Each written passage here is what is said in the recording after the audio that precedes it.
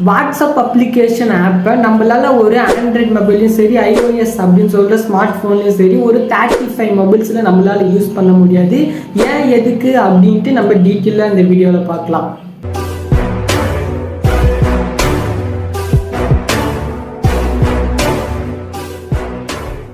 WhatsApp பார்த்தீங்கன்னா நம்ம world ஃபுல்லாக நிறைய பேர் யூஸ் பண்ணுறாங்க.